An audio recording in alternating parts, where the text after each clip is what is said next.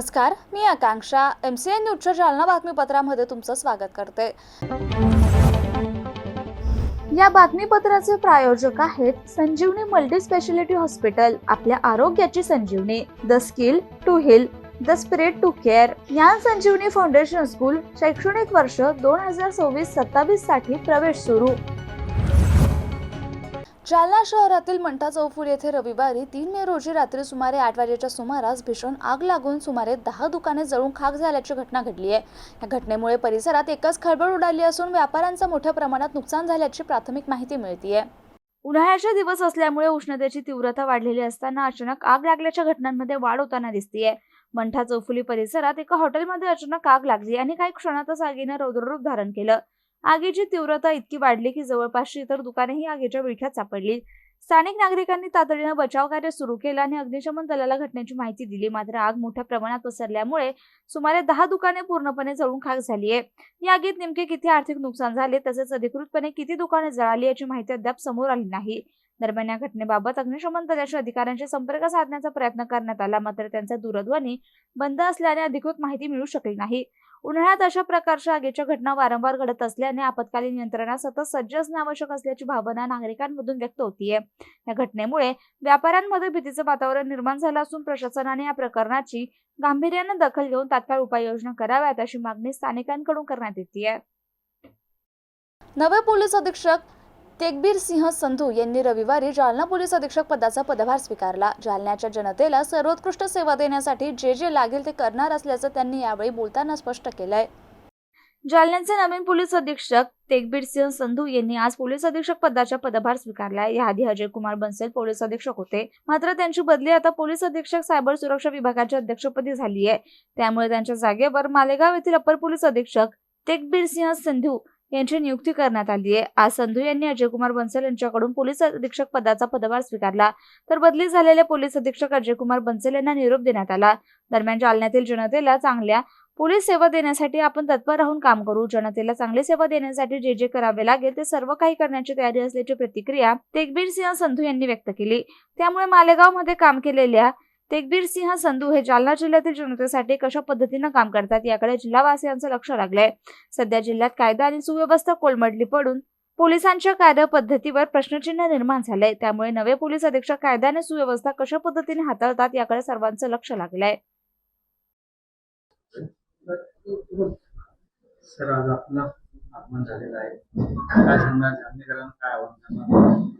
आज 3 मे 2026 ला मी जालना पोलीस अधीक्षकची जे पोस्ट आहे ते ग्रहण केलेली आहे।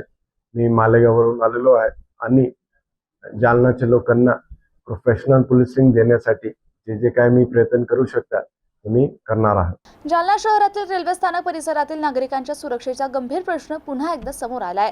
रेल्वे संघर्ष समिती जालना यांच्या वतीने आज महानगरपालिकेच्या महापौर वंदना मगरे यांची भेट घेऊन विविध प्रलंबित समस्यांकडे लक्ष वेधण्यात आलं।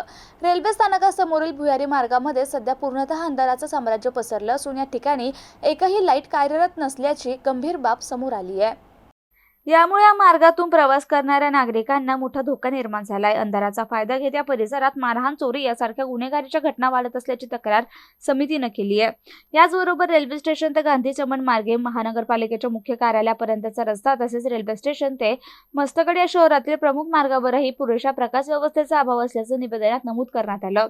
शहरातील अनेक भागांमध्ये अशीच परिस्थिती असल्याने नागरिकांमध्ये भीतीचं वातावरण निर्माण झालंय। या सर्व समस्यांवर त्वरित उपाययोजना करून भुयारी मार्ग आणि प्रमुख रस्त्यांवर लाईटची सुविधा उपलब्ध करून द्यावी अशी मागणी रेल्वे संघर्ष समितीच्या पदाधिकाऱ्यांनी महापौरांकडे केली आहे। या निवेदनावर समितीचे अध्यक्ष सुभाषचंद्र देवीदान, उपाध्यक्ष अशोक मिश्रा, महासचिव फिरोज अली, कोषाध्यक्ष हिरालाल पिंपरिये तसेच नितीन चौधरी, केदार करवा, प्रथमेश मिश्रा, शिवास जांगडे आदींच्या स्वाक्षऱ्या आहेत। आता महानगरपालिका प्रशासन या गंभीर प्रश्नाकडे कितपत गांभीर्याने लक्ष देते हे पाहणं महत्त्वाचं ठरणार आहे। काही समस्या आहेत काय रेल्वे संघर्ष समितीच्या? रेल्वे संघर्ष समितीकडून जालन्यामध्ये लाईटची लई परेशानी आहे। यासाठी आम्ही त्यांना रिक्वेस्ट केलं की तुम्ही लाईटच्या बद्दल काहीतरी करा। जिकडे तिकडे लाईट अंधार आहे आणि रेल्वे स्टेशनकडे 2-2 तास माणसं उभं राहतात, तिथं काही दिसत नाही। तरी मेहरबानी करून लाईटचे काम करा। जालना रेल्वे संघर्ष समितीद्वारा निवेदन देण्यात आले की रेल्वे स्टेशन हे जालन्याचा प्रमुख भाग आहे आणि हे जालना रेल्वे स्टेशन हे फार मोठा रेल्वे स्टेशन झालेलं आहे आणि त्या ठिकाणी ट्रॅफिकची फार मोठी असुविधा होत आहे. रेल्वे स्टेशन ते मस्तगड आणि रेल्वे स्टेशनचे उडानपूल शब्बीर अली चौक आणि रेल्वे स्टेशनचे महानगर कोणताही स्ट्रीट लाईट नाही आणि रात्री इथे अनेक वेळा चोऱ्याचाऱ्या झालेल्या आहेत. आणि एक RUB जे रेल्वे संघर्ष समितीने तयार केलेले आहे त्यांच्या प्रयत्नातून त्या RUB मध्ये लाईट नाही, पाण्याची सुविधा नाही, पाणी आउटलेट करण्याची समस्या आहे. येत्या पावसाळ्यामध्ये फार त्रास होणार आहे तिथं लोकांना आणि ते सुविधा निर्माण करावा यासाठी आज आम्ही निवेदन दिलेलं आहे. पश्चिम बंगालसह देशातील 3 महत्त्वाच्या राज्यांमध्ये झालेल्या विधानसभा निवडणुकांच्या निकालात भारतीय जनता पक्षानं आघाडी घेतल्याचं चित्र स्पष्ट होताच जालना शहरात भाजप कार्यकर्त्यांनी मोठ्या उत्साहात जल्लोष साजरा केला. निकालाच्या पार्श्वभूमीवर शहरातील स्वातंत्र्यवीर सावरकर चौक हा जल्लोषाचा केंद्रबिंदू ठरला. यावेळी आमदार बबनराव लोणीकर, माजी आमदार कैलास गोरंट्याल आणि भाजपा जिल्हाध्यक्ष भास्कर दानवे यांच्यासह शेकडो कार्यकर्ते उपस्थित होते.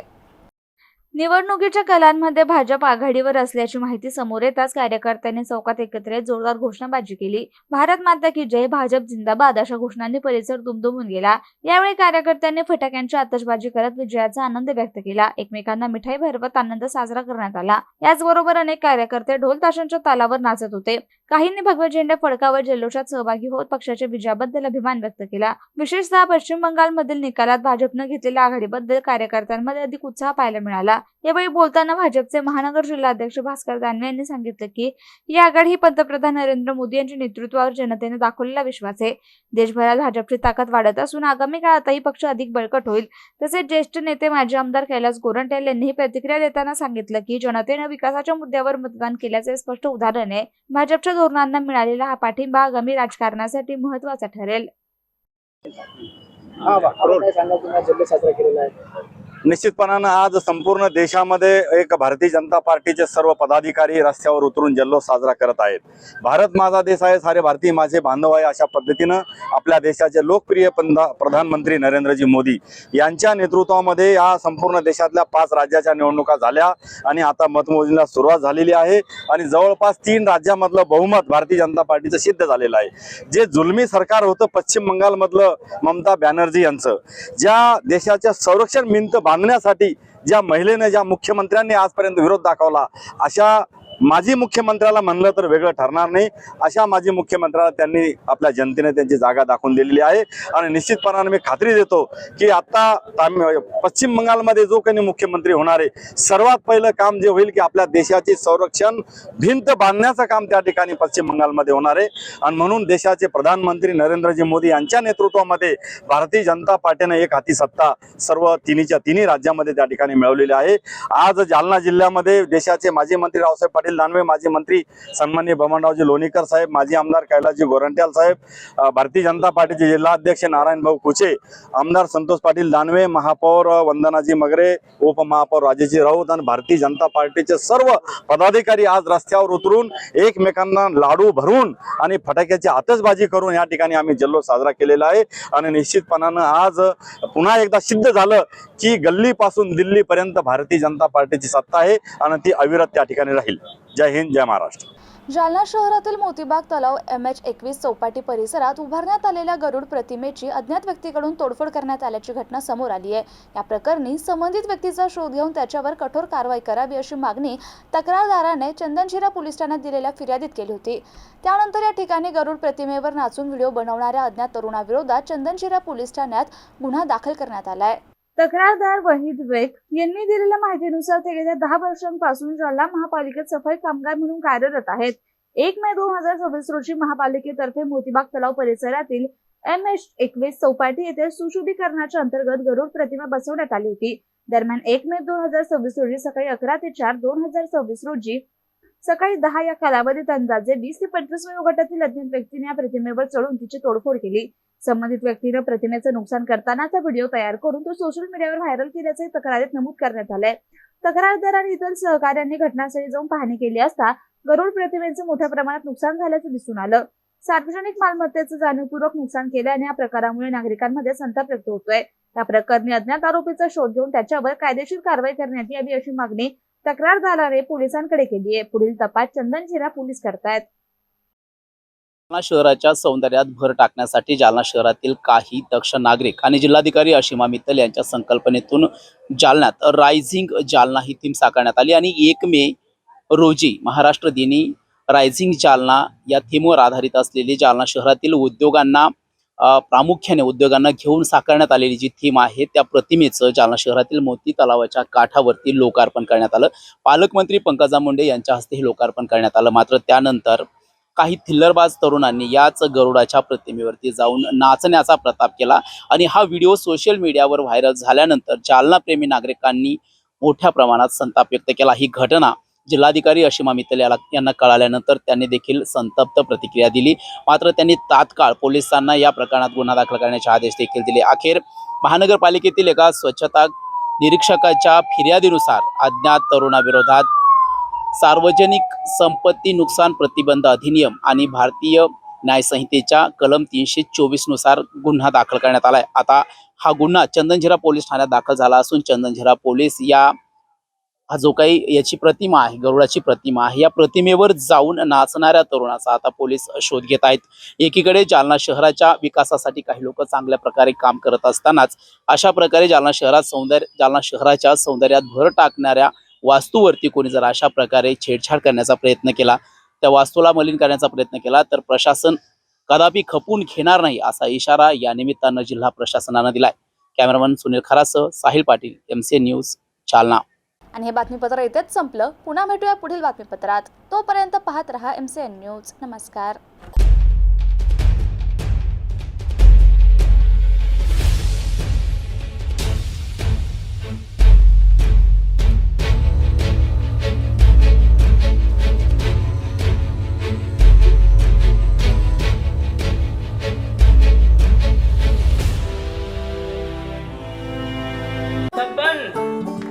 आपको कलेक्टर साहिबा के हाथों से इनामी घर मिल रहा है। आपका घर बहुत सुंदर होगा ना? अरे नहीं बेटा, हम तो बहुत छोटे आदमी हैं। चाचू डोंट वरी, मैं बड़ी होकर आपके लिए और सबके लिए मजबूत और सुंदर घर बना के दूंगी। कालिका सरिया लाना मत भूलना। कालिका TMT सरिया कंक्रीट से करे मजबूत जोड़ और भूकंप, संग, आग से लड़कर घर को दे दीर्घायु। कालिका सरिया मैं भूली नहीं। बेटिया आप कलेक्टर। कालिका TMT, फैसला जो मजबूत हो। संजीवनी मल्टी स्पेशालिटी हॉस्पिटल, ऋषी पार्क, अंबर चौफुली, जालना.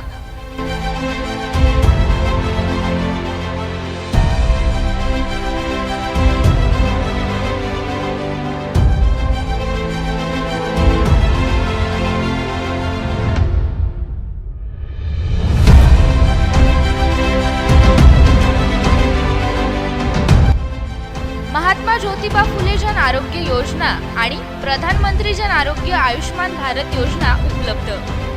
मेडिसिन विभाग, बालरोग विभाग, स्त्रीरोग विभाग, अस्थिरोग विभाग, सर्जरी विभाग, नाक कान घसा विभाग आणि पॅथॉलॉजी विभागात काम करणारी तज्ञ डॉक्टरांची टीम. उपलब्ध सुविधा ICU, NICU. जालना शहरातील अद्ययावत ultima of 100 with stent boost cath lab. Modular operation theatre, dialysis विभाग, cardiac care unit, CCU, angiography सुविधा, एंजिओप्लास्टी सुविधा, 24 तास अत्यावश्यक सेवा आणि कार्डियक ॲम्ब्युलन्स उपलब्ध. महाराष्ट्र पोलीस कुटुंब आरोग्य योजनेसह सर्व आरोग्य विमा कंपन्यांचे कॅशलेस उपचार.